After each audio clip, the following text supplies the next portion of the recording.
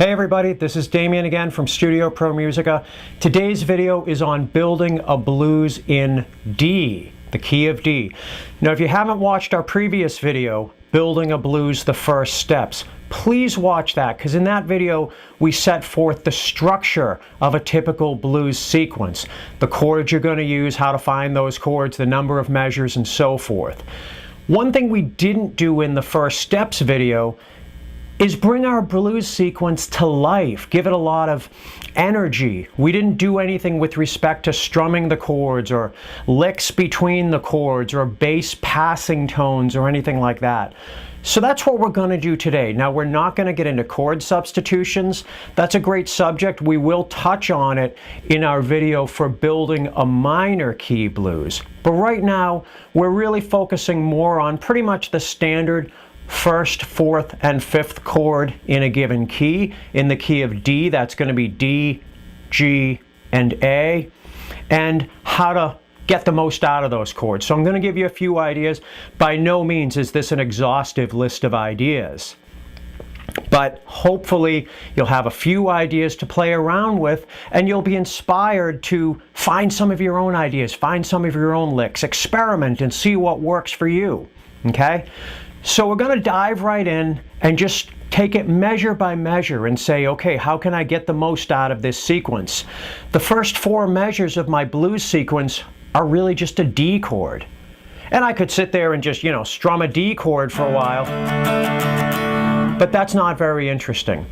So lots of different ideas. What I'm going to do in this sequence is I'm going to make a little low note rhythmic figure that I can sort of play as I'm strumming the chords.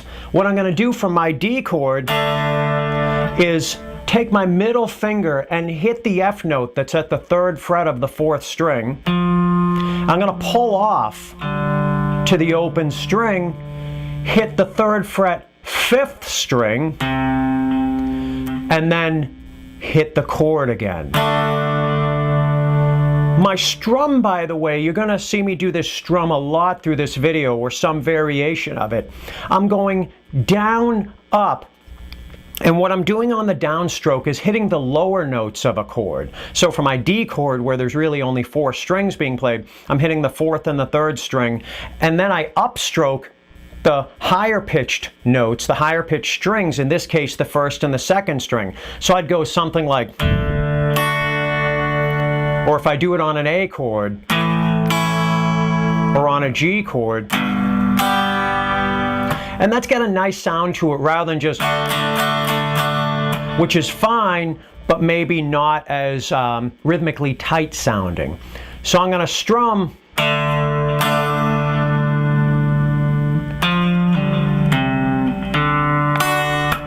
and you heard towards the end there, I did kind of the low note, high note contrast. So I strum, strike that middle finger, 3rd fret, 4th string note, pull off, 3rd fret, 5th string, it's a C note, and then low, high. All totaled. And I'm counting that as 1 and 2 triplet, 3 and 4. And on 4, you might notice I'm taking my right hand and muting the strings. And I'm doing it fairly aggressively to get a little bit of a pop out of the pickups through the amplifier. Adds a little bit of a percussive element to my playing. So again, that first measure, 1 and 2 triplet, 3 and 4. That's a nice first measure. What am I going to do in the second measure? Well, a little bit of a call and response type thing. I play a lick and then I sort of answer it with a corresponding lick, a lick that's similar but not exactly the same. So maybe instead of going, maybe I'll just go that 3rd fret F note, give it a little bend to the open string, and I'm going to go, okay, 1 and 2 and 3, okay, like that. And it's got that same low-high pop or mute at the end of the measure. So what do my first 2 measures look like now?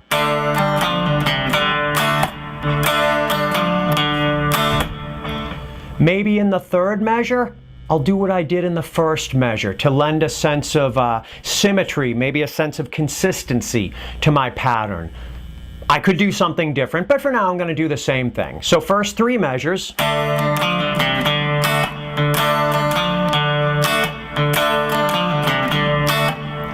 Now at this point, I could do what I did in the second measure, so 1 and 3 would be the same, 2 and 4 would be the same. But I'm also mindful of the fact that I'm going to be heading to my G chord. I'm going to be hitting the G chord in measure number 5. And I think it's kind of cool to play some bass note passing tones between my D and my G. I often tell people an easy way to think of passing tones is think of the notes that are between the chords. Well, what notes are between D and G? D, E, F, G. And this being a blues, I'm going to play D, E, F, F sharp, G. D, E, F, F sharp, G. And I'm going to play those as 1 and 2 and 3 and 4 and that's my F sharp that I'm playing now, and that leads me into the G chord. So those notes are just kind of hitting the D chord, or at least the 4th and 3rd strings of the D chord. I can hit the entire chord, I can hit just a couple of strings, really doesn't make a difference. But that's 1 and then open E string, open 6th string is 2 and. My F is at the 1st fret of the 6th string, that's 3 and. My F sharp is at the 2nd fret of the 6th string, that's 4 and. That leads me into the G chord. So now, what are my first 4 measures sounding like?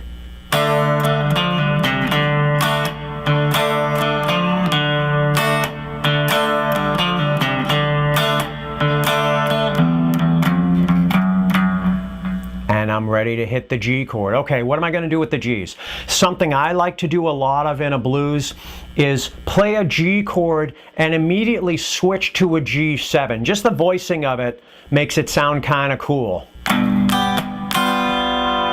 Sounds very kind of country bluesy. My rhythm for that is 1 and 2 and 3. Again, 1 and 2 and 3. And you notice for those 2 ands, I'm upstroking to bring out the higher strings. So 1 and 2 and 3. Now I'm going to be on this G chord for 2 measures. So what am I going to do to keep it interesting? I'm going to do my G to G7, and then I'm going to put that E, F, F sharp again in between. Now, counting wise, I'm going 1 and 2 and 3 and 4 and. I got 3 notes to play, the E, the F, and the F sharp, and that's going to be and 4 and. So I'm going 1 and 2 and 3 and 4 and 1 and 2 and 3. Okay? That's my first 6 measures, or just about my first 6 measures. What do I have so far?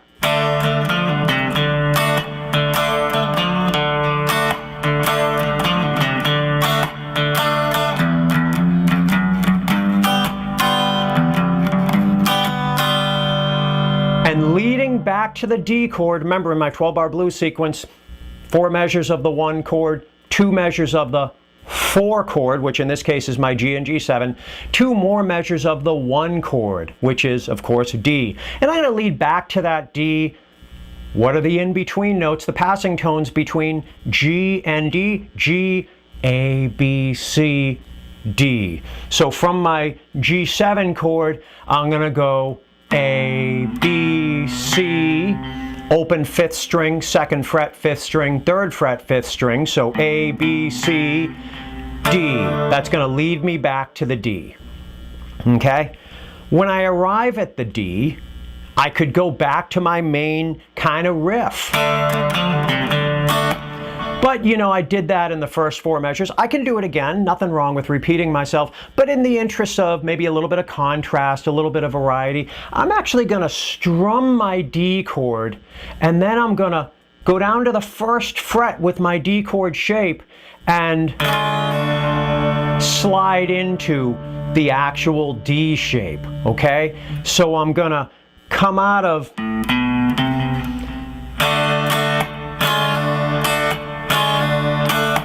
and I'm even gonna put my pinky down at the 3rd fret of the 1st string. Technically, I guess that would be considered a D suspended 4th chord. That's fine if you want to think of it that way. It's just an embellishment that every guitar player does at some point or another.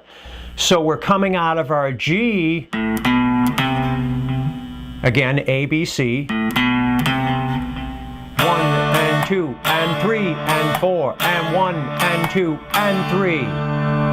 Again.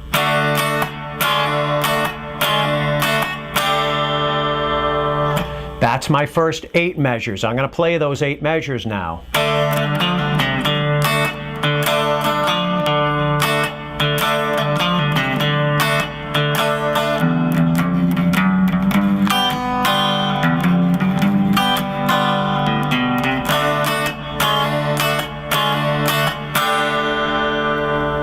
At this point, I'm going to hit the A chord, the 5 chord, and I'm going to precede the A chord, lead into the A chord with E, G, G sharp. Those chromatic notes lead into a chord very nicely.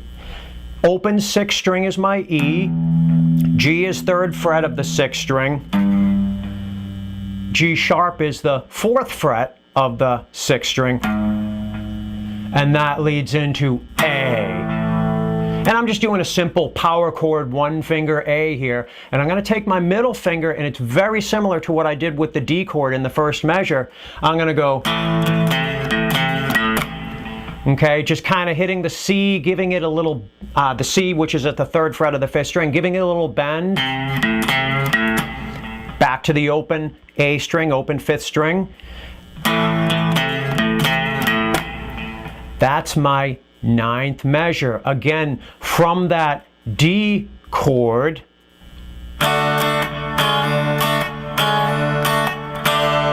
E, G, G sharp, I'm going to go to my 4 chord now, and I'm just going to do the G to G7 thing because I like that. I'm going to lead back into my D chord now. I could do A, B, C again. That makes sense. There's a lot of other things I could do. I could do A, C, C sharp. That works too. No one way. I could do B, C, C sharp. A lot of different ways of getting back there. I tend to like the A, B, C. But if you like A, C, C sharp better, that's just fine. One way or the other, I get back to my D chord. A few different things I can do here. Right now I'm going to show you one of the biggest cliches in blues turnarounds, which is I'm going to go D, C natural, 3rd fret, 5th string, B natural, 2nd fret, 5th string, B flat, 1st fret, 5th string, and that leads me to the open A, which is going to be the low note of the last chord of my sequence, which is an A or an A7. I'm going to play A7. You've heard that a million times before if you listen to any kind of blues-influenced rock music, whatever.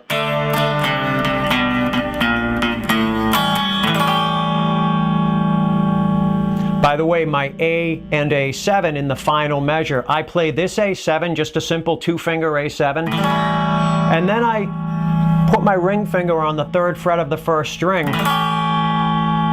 to double up the 7th tone in that chord. It just has a nice jangly sound that I kind of like.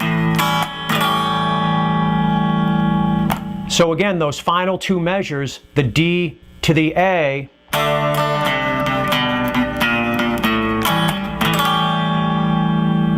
if you don't like that kind of cliched turnaround, one thing I like to do is maybe hit the D, maybe voice the D or a D7 a little bit differently. This one's nice.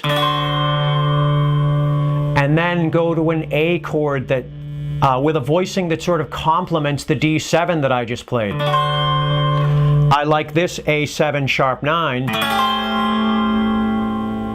and that leads back to D. So in that case, my final two measures would be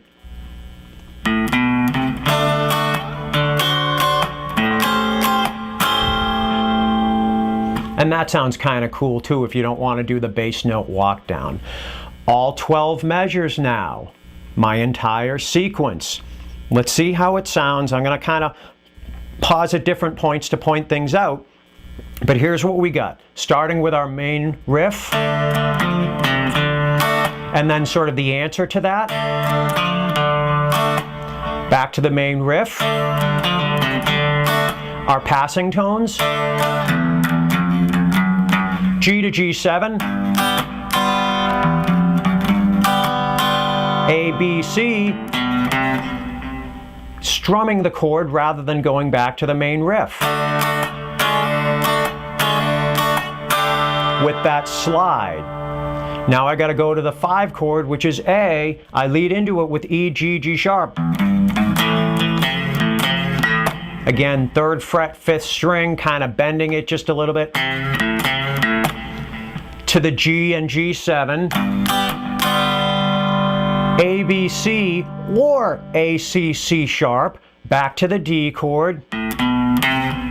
I can do my bass note walk down. A7 and then A7 with the 7th tone doubled.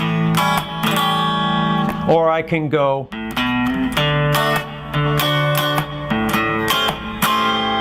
now, of course, there's a million other things we could do, but this is a nice starter. We strummed the chord different ways. That low high I really like. We did a lot of bass note passing tones. We did little riffs between the chords. We played like a G and a G7 against each other. We played around with voicings of a couple of different chords. My D, my D7, my A7, my A7 sharp 9. Here's how the whole thing sounds from beginning to end.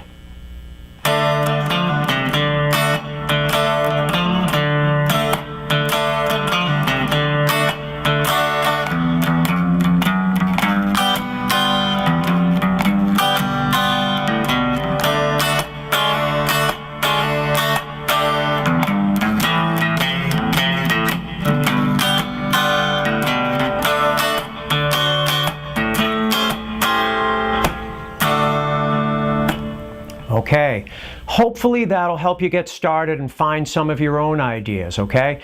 If you have any comments or questions, please leave them in the comments section. If you haven't already subscribed to Studio Pro Musica, please do, okay? I'd love to hear from you. Leave a comment, message me through the site, whatever. Thanks very much for watching, and once again, I'll see you here at Studio Pro Musica on YouTube.